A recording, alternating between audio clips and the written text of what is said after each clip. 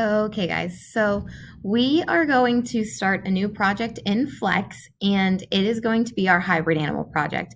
So if you've come into the classroom, you've seen the hybrid animals on my cupboards above my cabinets, and you guys have been asking about them a little bit. So since we've gone full remote, we are going to start this project, and it's pretty fun.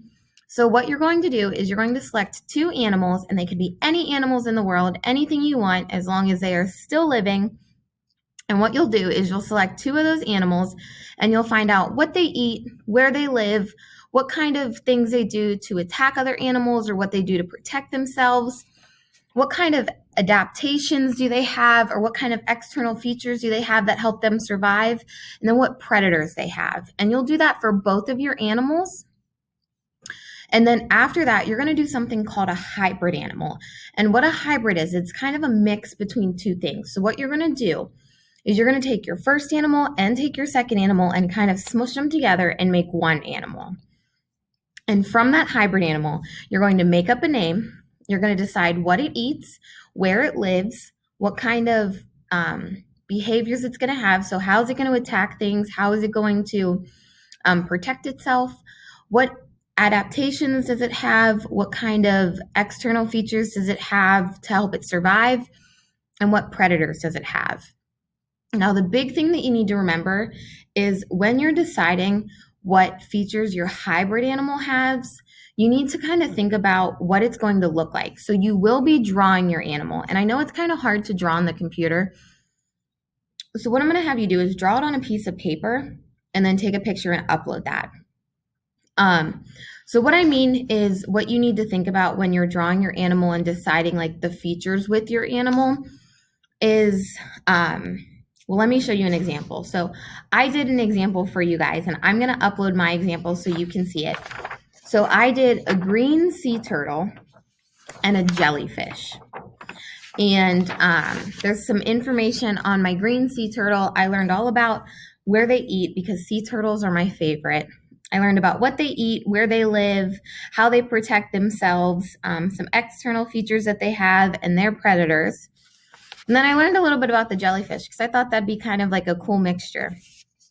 And then I named it a jelly turtle because I thought that was a pretty cool name for it. And then the way that I drew it, and don't make fun of my drawing because I'm not very good, is this is what my jelly turtle looks like. So it has the body and the head of a turtle, but it has the tentacles of a jellyfish. So I drew my turtle like this. Now, would it be smart if I said that it ate the food that the jellyfish ate?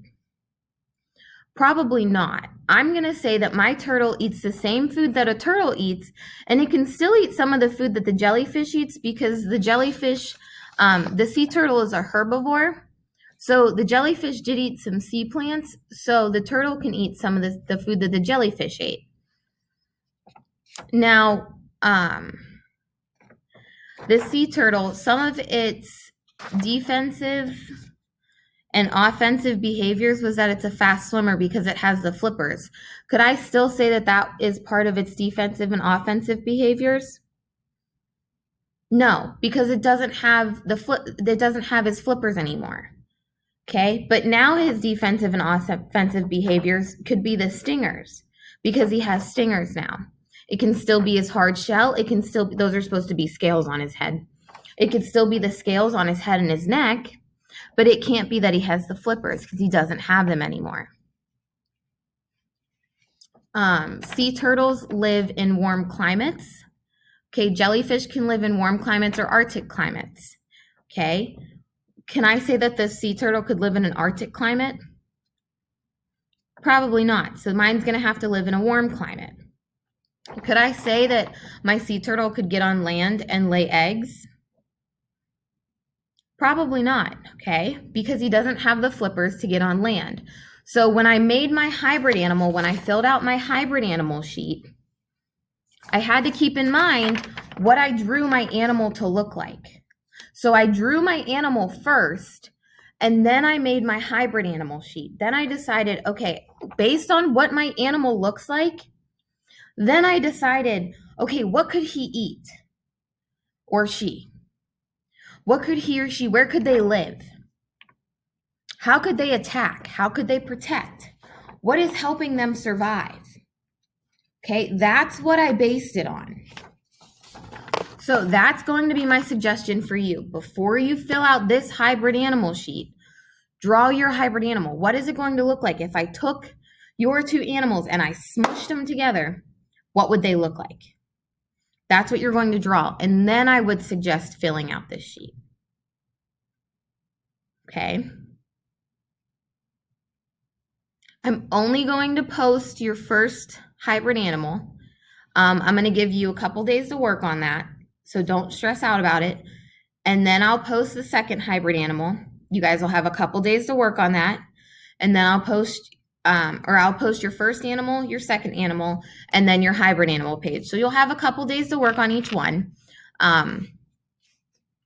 So this will take us a couple days, about a week or two. So you'll have more than enough time to work on everything. If you guys have any questions, please feel free to email me or reach out to me. Email me, call me, anything you guys need, just let me know. Have fun with it. Be really creative. This is your time to do whatever you think is necessary and have fun. Okay, guys? Enjoy.